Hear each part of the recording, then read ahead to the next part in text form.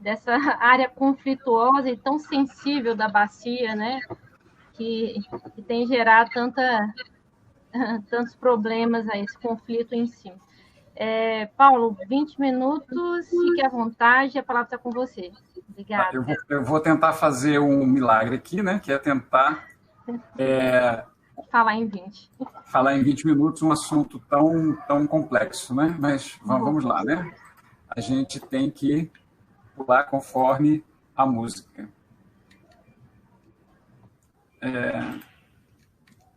Está compartilhando aí um momentinho, vamos ver agora.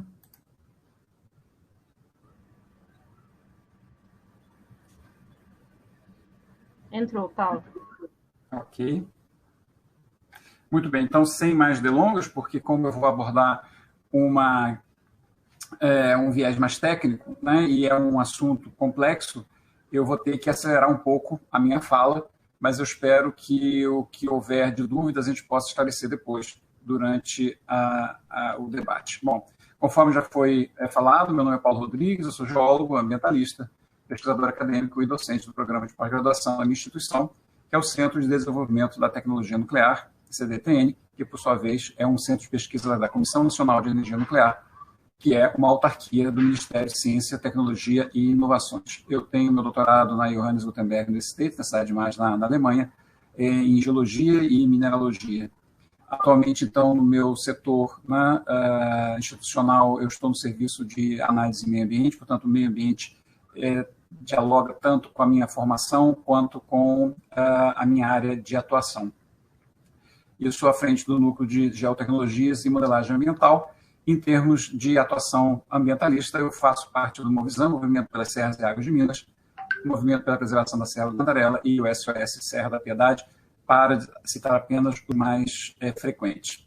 A apresentação serão aqui com a contextualização de hidrogeologia, conceitos básicos, depois a hidrogeologia do quadrilátero ferrífero mais especialmente, e finalmente os impactos da escassez hídrica na bacia do Alto Rio das Velhas. A contextualização cartográfica é muito simples, né? É onde exatamente nós estamos. Há eu diria, uma pequena divergência sobre o que é Alto Velhas, né? Então existe uma definição oficial. Esse é um mapa que mostra a altimetria, portanto, onde estão as montanhas, onde estão os vales, né? Nós temos aqui nessa escala aqui nós temos as altimetrias, então a gente consegue, né, delimitar melhor o território a partir desse mapa. Aqui nós teríamos, então, né, o Alto Velhas oficial. Eu prefiro esse outro recorte, que foi definido por Schein em 2008, no seu mestrado, porque esse recorte ele dialoga melhor com a hidrogeologia, que é um tema que eu acho extremamente importante todas essas análises e avaliações hidroambientais. Bom, aqui está rapidamente, né, um pequeno foco maior na região do que eu estou tratando aqui como Alto Velhas, algumas cidades, né, que estão completamente inseridas no território, com exceção apenas de Sabará, que fica exatamente na saída, então está meio cá, meio lá. Bom, alguns conceitos básicos, né, que eu vou tratar, que são de hidrologia e de hidrogeologia, porque sem eles a gente vai ficar durante um tempo inteiro discutindo sobre soluções, problemas, e sem chegarmos no ponto central, né, que são as forças da natureza, as leis da natureza, os fenômenos naturais que envolvem a geologia e a hidrogeologia, que, em última instância, são os que determinam as nossas situações territoriais em termos de recursos hídricos, né? Uma coisa muito clara, né? De onde vêm as águas, para onde elas vão, as águas começam em algum lugar, as águas terminam em algum lugar. Na realidade, não, elas fazem parte, então, de um ciclo contínuo da natureza. E esse ciclo é chamado ciclo da água, ou então o ciclo hidrológico. É um ciclo que rege tudo no planeta, evidentemente, em cada lugar tem algumas especificidades, mas, em termos gerais, obedece a esse ciclo que nós estamos vendo aqui. E o ciclo ele está sendo demonstrado por essas setas azuis aqui. Ó. Então, nós temos todas elas setas, né, fazendo um movimento circular, como é peculiar de todo o ciclo. Em termos de didática, a gente vai começar a falar um pouco sobre esse ciclo a partir do oceano, que é o lugar onde existe a maior quantidade de água. Então, vocês observem aqui que em alguns lugares nós temos percentuais escritos aqui embaixo. Então, o oceano ele responde por 97,5% de toda a água da hidrosfera do nosso planeta, e essa água, portanto, ela tende a evaporar, ela evidentemente pode chover, né, quer dizer, ela pode retornar para o oceano a partir de um pequeno ciclo hidrológico, um ciclo meio que particular, quer dizer, evapora no oceano e cai no oceano, ou ela pode, então, se dirigir para o continente, ficar sobre o continente, e é essa água que nos interessa mais. A partir, então, dessa precipitação sobre o continente, nós teremos, né, um caminho, né, diferenciado, ou essa precipitação que, em geral, né, ela cai na forma de chuva, eventualmente na forma de gelo ou da forma de neve, né? E em Minas Gerais a forma de neve está bastante rara nos últimos tempos, mas a gente pode, então, entender que uma parte dessa precipitação que cai, ela escoará, né, superficialmente, né, que é o que nós, seres humanos, vemos, né, quando cai uma chuva, seja ela forte, seja ela média ou extremamente suave, a gente sabe que ela vai, né, molhar o território, a parte excedente do território ela vai escoando para as partes mais baixas da nossa bacia hidrográfica, até encontrar um rio, eventualmente até um lago, e a partir do momento que essa gota de chuva encontra o rio, essa gota sairá rapidamente do território, sairá, portanto, da bacia hidrográfica, que nos é muito cara, e então essa gota de chuva, em algum momento, chegará de volta no ciclo ao oceano, lembrando, então, que a partir do momento que ela deixa o território, né, em questão, ela deixa de ter uma função para esse território. É claro que essa gota de chuva terá importância para os territórios que estão mais ajustantes, mas para o nosso território, né, no nosso Alto Velhas, a partir do momento que essa gota de chuva sai do território, ela deixa de ter uma função para as nossas questões hídricas. Então, esse ciclo, né, quando a gente apenas olha o que está acontecendo na parte superficial, que é onde eu estou passando aqui o meu mouse, esse ciclo é muito razoável, a gente consegue ver, acompanhar, né, estudar, e é isso que veio sendo falado em todas as falas anteriores à minha aqui nesse encontro. O que eu gostaria, então, de trazer de uma maneira bastante enfática é o que acontece quando a água ela não escoa superficialmente, mas ela infiltra, né? A gente sabe também que existe uma infiltração, né, dessa água em direção ao subsolo, e essa água, ela finalmente vai receber o nome de água subterrânea. Essas águas subterrâneas, elas são armazenadas em aquíferos, então, embora a gente use frequentemente aquíferos como sinônimo de águas subterrâneas, mas não são. As águas subterrâneas, elas são armazenadas nos aquíferos. É a mesma coisa que a água da caixa d'água e a caixa d'água, né? Então, a caixa d'água é que guarda a água. Enfim, nós temos, então, uma série de setinhas que estão representando aqui o processo de infiltração, de percolação no subsolo. Essa parte mais laranja aqui é a parte onde a água apenas passa, né? E a parte mais de baixo aqui é onde a água da chuva vai ser efetivamente armazenada. Então, vocês observem que a gente vai trazer para cá, né, uma continha, nós vamos trasladar, então, esses valores que estão sendo mostrados aqui nesse quadro, que evidentemente é uma regra, né, meio internacional, uma média planetária. Então, a gente vai trazendo para cá, né, e a gente vai ver, então, que a soma de todos esses valores citados aqui nesse diagrama praticamente fecha o nosso 100% da água da hidrosfera. Em termos de Alto Velhas, evidentemente que os oceanos, né, não vão poder contribuir com muita coisa, a atmosfera tem uma participação bastante irrisória, as geleiras, conforme eu falei, né, estão em falta ultimamente no território mineiro.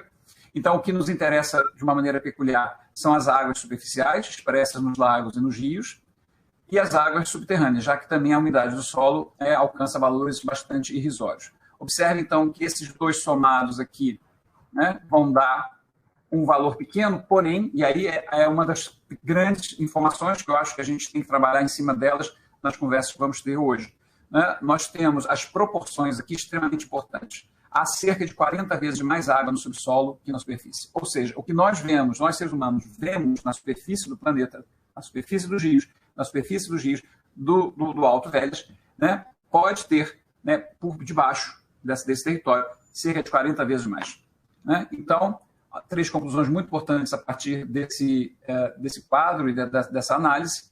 Toda a água nos continentes vem inicialmente, né, da precipitação da chuva, não é à toa que estão perguntando para o Poliano se a solução vem de São Pedro. existe cerca de 40 vezes mais água no subsolo do que na superfície. E agora, observem aqui, ó, né, os aquíferos, né? Observem essa pequena seta.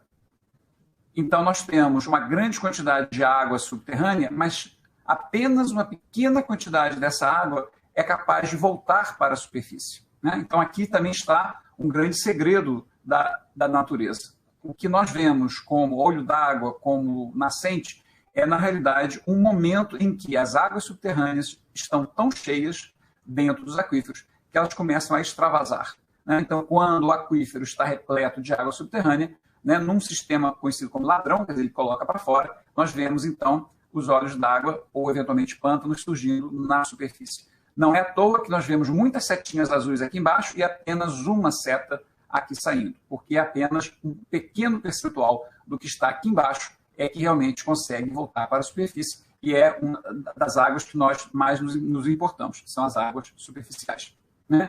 E aí, então, já vale a primeira observação em vermelho, em caso de estresse subterrâneo, ou seja, né, estresse das águas subterrâneas, as águas superficiais são as primeiras a desaparecerem, né? Então, é um primeiro sintoma. Sumiram as nascentes, sumiram os rios, é porque por baixo deles, em algum lugar, né, as águas subterrâneas estão começando a entrar em estresse. Bom, a conclusão é invisível para a sociedade em geral, porque esses mecanismos ocorrem debaixo da terra. Nós podemos dizer, então, que a resiliência hídrica de um território é determinada muito mais pela integridade dos seus aquíferos, né, segurança de suas águas subterrâneas, do que pela segurança das suas águas superficiais. Eu não quero aqui tirar o mérito nem a importância das águas superficiais, nem das preocupações e das legislações que protegem as águas superficiais, né, matas ciliares, proteção de nascentes, mas isso tudo é para além, né, da causa primária, que é a proteção das águas subterrâneas a partir da proteção dos aquíferos. Então, nós temos que as águas superficiais, né, são uma consequência da situação das águas subterrâneas. Trate bem as águas subterrâneas, que as águas superficiais também serão bem tratadas.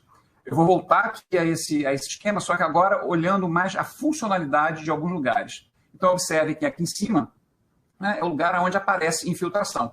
E alguns de vocês podem perguntar, mas a chuva só vai infiltrar lá em cima? Ela não infiltra em toda a bacia? Com certeza. Mas nessa região daqui, né, que nós chamamos de zona de recarga hídrica, que são exatamente os topos de morro, as áreas mais altas dos territórios, são exatamente as áreas que têm maior valor hidrogeológico. Por que isso? Porque aquela gota de chuva que cai lá em cima, ela permanecerá na nossa bacia hidrográfica muito mais tempo do que, por exemplo, uma água da chuva que caia no meio do caminho e já muito próximo do rio. Chegou no rio, ela vai embora. Então, os lugares mais longe, né, do rio são exatamente as montanhas. Então, essas montanhas têm, né, na sua natureza altimétrica, né, topográfica, elas têm uma relevância para a resiliência hídrica da bacia hidrográfica muito maior do que qualquer outra região.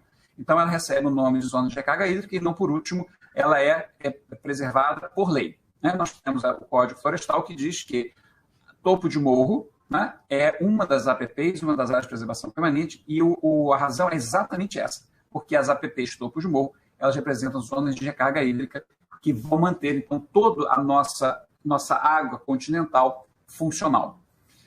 Por outro lado, então, nós temos a parte de baixo da superfície, portanto, no subsolo, nós temos, então, a zona de acumulação hídrica, porque não adianta apenas a água infiltrar, ela tem que ser acumulada em determinada região, né, e a partir desse acúmulo, num cenário de riqueza hídrica, de bonança hídrica subterrânea, nós temos, então, aqueles lugares de extravasamento, né, do excesso das águas subterrâneas. Ou, em último caso, né, vai chegar até o oceano e aí a gente fecha o nosso ciclo hidrológico. Bom, muito bem, né?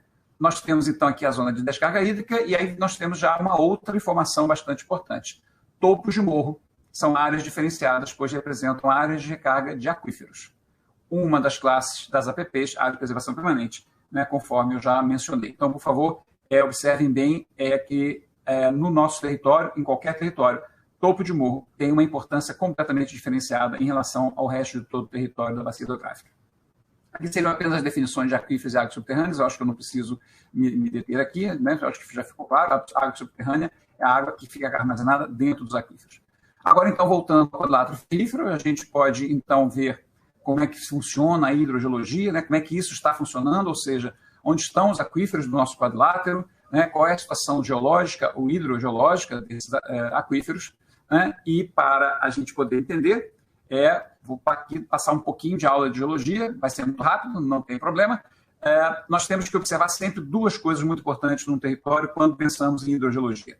Quais são as rochas que estão atuando como aquíferos e quais são as estruturas geológicas que existem nesse território que vão também dialogar diretamente com essas rochas. Então, nem as rochas sozinhas elas são responsáveis pelos processos hidrogeológicos e nem as estruturas e nem as falhas, né, os lineamentos geológicos, né, nem eles também sozinhos definem. É a conjunção desses dois fatores, a geologia estrutural e a geologia na forma de rochas, né? Então, eu imagino que vocês já conheçam esse mapinha aqui, na verdade um enxerto daquele primeiro mapa, onde a gente vê, né, mais ou menos aqui o desenho do quadrilátero, que são as montanhas. Então, quanto mais marrom aqui, a gente vê o cume das montanhas. Então, aqui a gente tem, né, os topos de morro. E do lado de cá, né, num rebatimento bastante claro de ver, nós temos, então, algumas estruturas que são identificadas no quadrilátero. Eu vou passar apenas uma aqui, que é o número 4. Né? Então, nós temos aqui o ciclão-moeda. O ciclão-moeda é muito bem falado, né, hoje na mídia. Né? Nós temos do lado de cá no número 9, ó, número 9, nós temos o ciclão Gandarella, que também será um das nossas falas de hoje aqui. Né? Mas o importante é observar que todas essas informações geológicas elas são importantes para a análise da hidrogeologia de qualquer território. O mesmo mapinha aqui, e agora, né, eu traduzo o que está nos dados da Lídia Lobato, que é a professora da UFMG. Né? Ela fez um trabalho na Codemig em 2005, onde ela mapeia todas as rochas do quadrilátero a partir de mapeamentos pretéritos da década de 60, e a partir de dados da literatura, eu povoei, né, aqui na nossa legenda, aonde estão as camadas subterrâneas, portanto, as camadas geológicas que funcionam como aquíferos. Nem todas as camadas subterrâneas funcionam, algumas sim e outras não. No caso específico do quadrilátero, nós temos essas 4 formações, formação moeda, formação Cauê, formação Gandarella e formação Cercadinho, em diferentes responsabilidades, podemos colocar assim, em termos de quantidade de água que essas formações armazenam e doam. Então, aqui, né, quanto mais azul essas formações têm nesse mapa, mais importante em termos hídricos é a formação geológica em questão. Nós temos, então, a formação Cauê, que é a nossa vedete sem dúvidas, e temos também aqui as cangas lateríticas, que também estão em azul exatamente pela mesma razão. Então, observe que existe uma correspondência muito grande, né, entre um topo de morro do lado de cá e o azul escuro do lado de lá. Né? Sempre onde eu encontrar do lado de cá topo de morro, que são as zonas mais escuras, eu encontrarei do lado de lá, no seu rebatimento hidrológico, né, nós encontraremos também azul escuro. Né? Então, isso já vai nos ensinando aquela informação básica.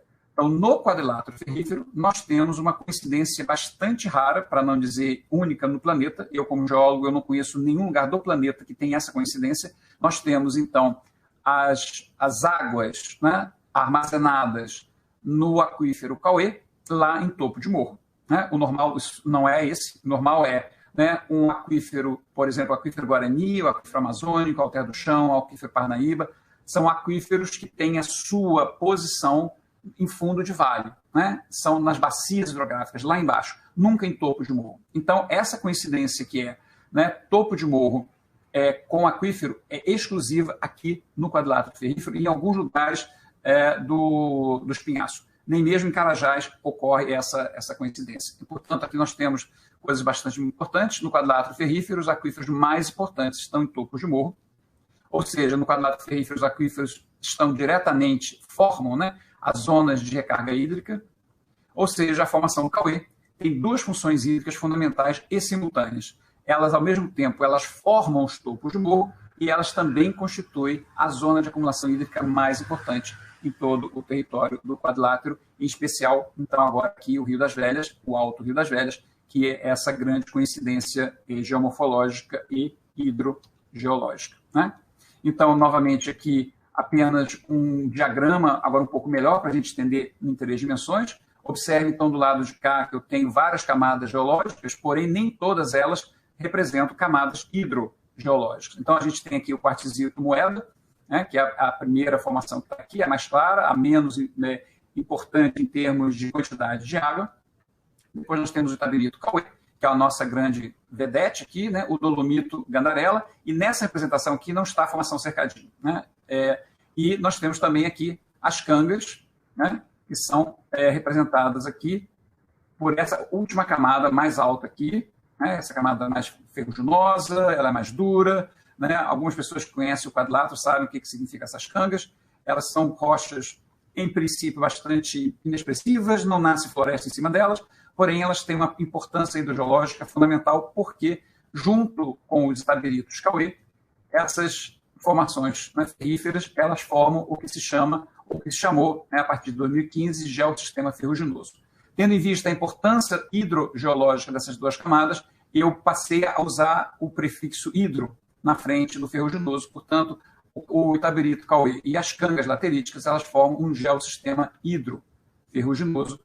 E aí nós temos essa outra resumo bastante importante. A formação cauê, que compõe o aquífero profundo mais importante de todo o quadrilátero ferrífero, é também composta principalmente pelo minério de ferro, uma vez que a formação cauê é o minério de ferro. Então, nós temos aqui o que nós chamamos de paradoxo da sorte. Nós temos a sorte de termos, então, o minério de ferro sendo um grande aquífero, temos a sorte dele estar em topo de morro, portanto, em zona de recarga hídrica, mas temos o azar dele ser um objeto, né, um minério extremamente cobiçado pelas empresas de mineração de ferro, leia-se Vale. Então, nós temos aí uma grande sorte, por um lado, mas um grande azar, no final das contas, né? Bom, aqui está a sobreposição dos dois mapas, então vocês vão observar com clareza que realmente existe uma sobreposição, essa coincidência ela é demonstrável e comprovável em termos cartográficos. Temos uma informação do IBRAM, que é o Instituto Brasileiro de Mineração, portanto, isso não é uma informação vindo de ambientalistas, nem mesmo da academia, mas vem do próprio Instituto Brasileiro de Mineração, que atesta que cerca de 80% de todas as reservas do quadrilátero, as reservas aquíferas, daqueles aquíferos efetivamente importantes, vem da formação cauê.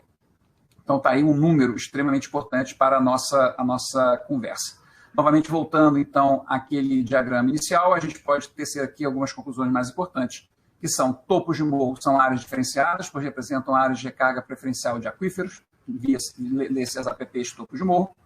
No quadrilátero ferrífero, o minério de ferro está quase sempre em topo de morro, ou bem próximo, então, na realidade, equivale a topo de morro permanente.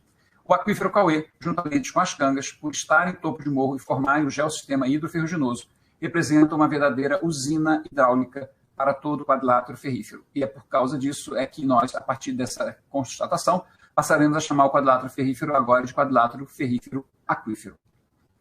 Bom, aqui está apenas uma nova representação, eu acredito que muitos de vocês não conheçam, mesmo que já tenham assistido algumas apresentações minhas.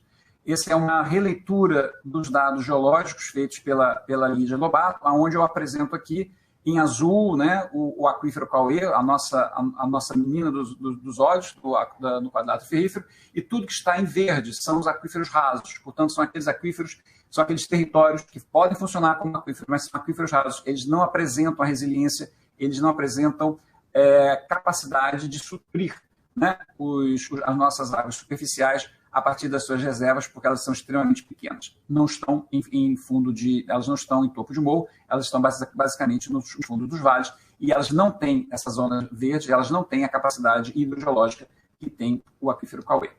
Bom, aqui está, eu diria, o slide mais importante da minha apresentação, é um resumo que eu montei a partir de todos esses conhecimentos, né? A academia me dá essa possibilidade, a ciência também, aonde nós sabemos, então, e dialogando com aqueles diagramas iniciais da nossa conversa, que um território, né, tão singular como o quadrilátero ferrífero, em termos de riqueza hídrica, ele deve essa sua singularidade a uma série de fatores que, quando ocorrem simultaneamente, são capazes, então, de manter essa riqueza de águas no nosso território. Então, essa tabelinha ela vale para todo o quadrilátero ferrífero, mas com um destaque bastante grande para a Serra do Gandarela, por razões que a gente pode depois no debate explicar melhor. Mas o que a gente vê então aqui são 7 características, né, que quando ocorrem simultaneamente podem então assegurar a riqueza hídrica do quadrilátero. A primeira, evidentemente, conforme o nosso bloco de diagrama que a gente viu anteriormente, é a riqueza, né, é a pluviosidade farta, ou seja, chuva.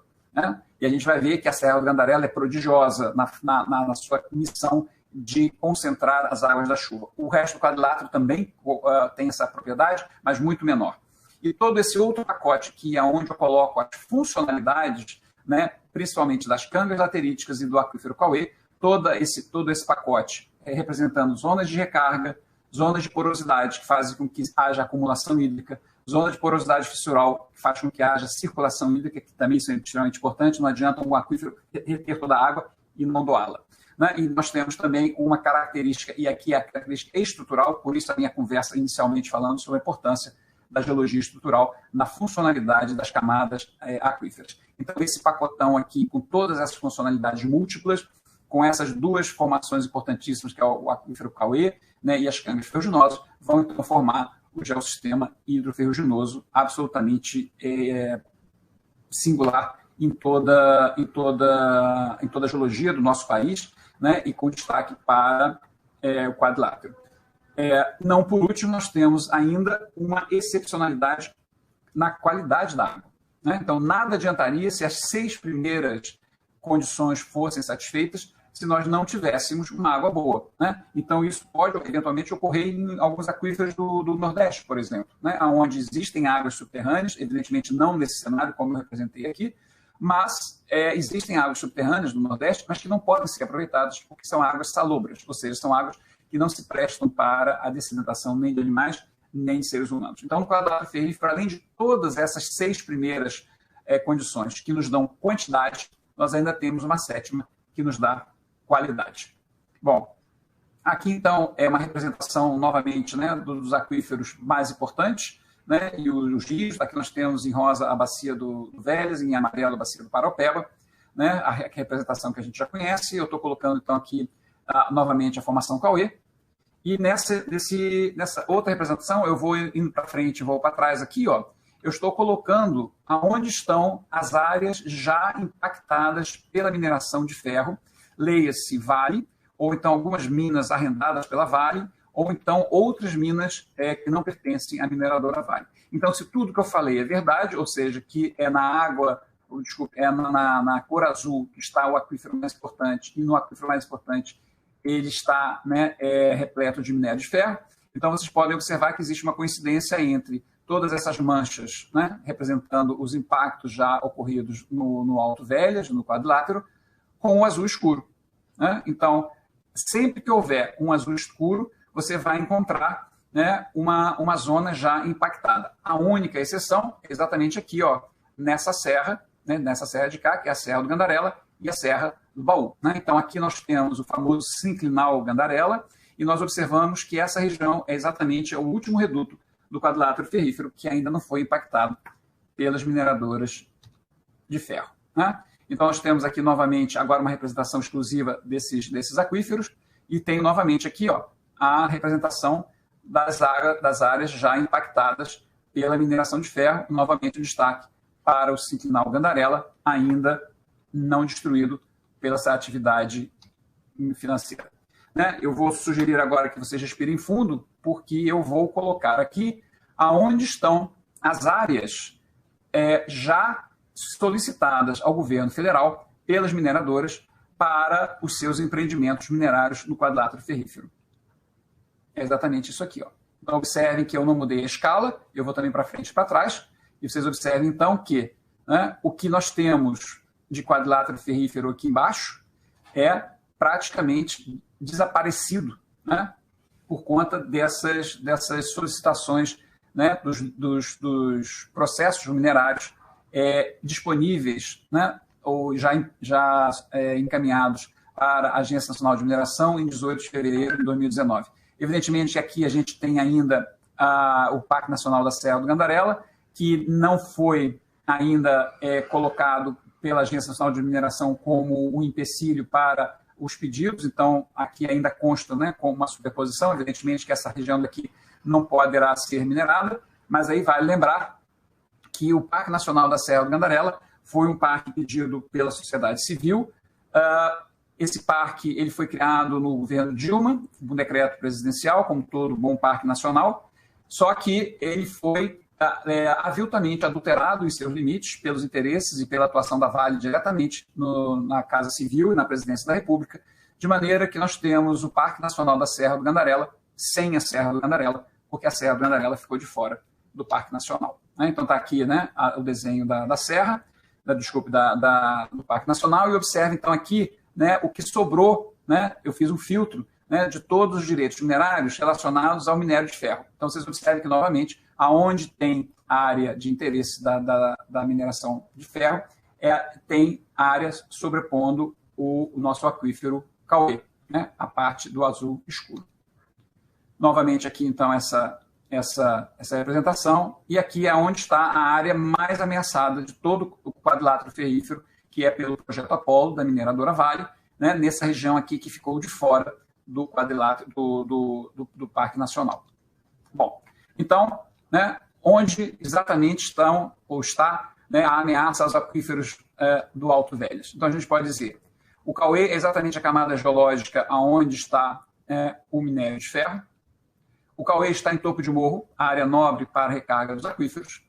O Cauê tem características hidrogeológicas, né, que são enorme armazenamento e fluxo hídrico, o que o fazem ser responsável por 80% das águas subterrâneas dos aquíferos profundos do quadrilátero ferrífero aquífero. Ou seja, ao se minerar o ferro, destrói-se irreversivelmente os topos de morro e os aquíferos mais importantes, incluindo então as cangas, para a manutenção de todos os rios e as captações de água fundamentais para o abastecimento de Belo Horizonte e dos inúmeros municípios vizinhos. E aí fica também a pergunta, então a mineração de ferro é a única ameaça aos aquíferos do Alto Velhas? Não. Nós temos ainda outros conflitos e outras ameaças. A gente pode, então, colocar aqui na lista, né, evidentemente, a mineração de ferro, pela destruição irreversível do aquífero Cauê, das áreas de recarga diretas e indiretas, na forma de cangas, né? Não é uma questão apenas de bombear menos ou mais água, isso é um discurso falacioso das mineradoras, quando falam, então a gente vai bombear menos, então nós vamos né, poupar um pouco mais de água. Não é uma questão de bombear mais ou bombear menos, isso também é importante, mas essa não é o ponto crítico. O ponto crítico é a destruição irreversível desses aquíferos. A ocupação imobiliária, né, sobre a área dos aquíferos, né, de circulação hídrica profunda do quadrilátero ferrífero aquífero, nos topos de morro do quadrilátero, né, em especial aqui o destaque para a CESU, esse empreendimento imobiliário assustador e absurdo que está sendo licenciado para a região ali da Serra da Moeda, né, com o aumento da explotação das águas subterrâneas. Esses condomínios beberão água da nossa água. Né? Por que nós temos mais direito? Nós temos mais direito porque nós já estamos no território. Né? Esses empreendimentos estão chegando agora, né? E toda a água que for tirada dos aquíferos para abastecimento desses novos empreendimentos é uma água que vai fazer falta no sistema Cauê para o abastecimento geral da região de Belo Horizonte, em especial a Bela Fama. Né? Outras ameaças aos recursos hídricos superficiais, né, do Alto Velhas, agora a gente está falando dos recursos superficiais mesmo, o risco de contaminação do Alto Velhas por rompimento de bacias de rejeito, isso foi já falado anteriormente, né, pela representante da Copasa, e uma outra extremamente importante que ninguém fala, ninguém sabe, mas está lá presente, que é uma contaminação silenciosa dos recursos hídricos pelos resíduos da mineração, mesmo em cenário de normalidade, ou seja, mesmo em cenário onde não há rompimento de barragem de rejeito de mineração de ferro. Então, existe uma contaminação permanente, dioturna, de todos os nossos recursos hídricos, que são, né, os efluentes líquidos das bacias de rejeito, conforme eu falei, mesmo em cenário de não rompimento. Né? Bom, então o resumo da ópera está mais ou menos aqui. Né? Nós temos o estresse das águas subterrâneas, causando, portanto, né, a diminuição das águas superficiais, que são elas as primeiras que desaparecem. A resiliência hídrica de um território começa pela preservação dos seus aquíferos e continua pela preservação das suas águas superficiais. Topos de morro são áreas diferenciadas, pois representam áreas de recarga de aquíferos, né, uma das classes previstas de preservação permanente no Código Florestal. No quadrilátero ferrífero, os aquíferos mais importantes estão em topos de morro, então o quadrilátero ferrífero, né, os aquíferos estão diretamente na zona de recarga hídrica. A formação Cauê tem duas funções hídricas fundamentais e simultâneas, forma topo de morros e constitui zona de acumulação hídrica. O Cauê tem características hidrogeológicas que fazem com que ele seja responsável por 80% de todo o potencial hídrico dos aquíferos profundos do quadrilátero ferrífero aquífero. A formação Cauê, né, que compõe o aquífero profundo mais importante de todo o quadrilátero ferrífero, é também composta principalmente pelo minério de ferro, então aí nós temos um conflito de interesse bastante grave. Ao se minerar o ferro, destroem-se irreversivelmente os topos de morro, o aquífero mais importante para a manutenção de todos os rios e captação de águas, fundamentais para o abastecimento de Belo Horizonte e os municípios vizinhos. Né? As maiores ameaças, então, estão aqui, atividade de mineração de ferro, especulação imobiliária, não por último, a desidratação dos continentes, que é um tema que a gente poderia tratar aqui bastante relevante para o momento atual, né? Mas isso a gente vai deixar para uma outra oportunidade, porque o tempo é muito curto. Né? Eu colocaria, então, como resumo da ópera, exatamente isso. Né? Bem-vindos ao hidrocídio do Alto Velhas, se esse pandemônio que está se descortinando para nós, que seria, então, agora a perda do último reduto ainda intacto do quadrilátero ferrífero-aquífero, que é a Serra do Gandarela, a partir do projeto Apolo e agora, né, nas vias de licenciamento ambiental, né, a mina do Lopes, a mineração do Lopes, né, essas dois empreendimentos, uma de pequeno porte, mas extremamente estratégico para abrir caminho para o outro, que é a mina Apolo, absolutamente devastadora se for licenciado, e colocará, então, a nossa resiliência hídrica irreversivelmente destruída, nos colocando, então, num verdadeiro hidrocídio no Alto Velhas. Aqui estão as referências bibliográficas que eu usei para fazer a minha apresentação. Era isso, então. Muito obrigado.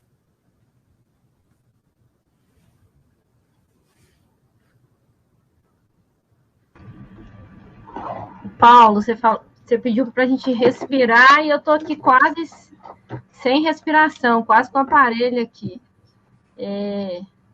Poliana, infelizmente, né, não é exatamente um assunto tão simples, né, de ser digerido, né, porque eu acho que não adianta a gente ficar discutindo paliativos, né, tapar o sol com a peneira, né, literalmente, nós temos um sol bastante quente, quando os problemas são básicos, né? Isso não sou eu que falo, qualquer pessoa pode ler os livros de hidrogeologia, né? E isso vai estar bastante claro lá, né? Isso é universal, né? No quadrilátero ferrífero, por conta dessas interferências econômicas bastante fortes, leia-se, né, a conivência dos poderes municipais, conivência do poder estadual, e sem falar hoje, né, no poder federal, associado, então, a esses fóruns, né, de fantoches que nós temos assistido nos últimos anos, principalmente, né, que insistem em buscar soluções apenas, né, no verniz da coisa, sem abordarmos a causa efetiva. E sem abordarmos a causa efetiva, qualquer pessoa medianamente inteligente sabe disso. Né? Nós não estaremos resolvendo problema nenhum. Enxugar gelo nunca foi solução, né, para resolver problema nenhum. Nós temos que encarar os problemas, nós temos que fazer com que essas informações dialoguem com a sociedade, com os grupos articulados, não somente com os movimentos ambientalistas, mas na academia está começando a acordar para isso também.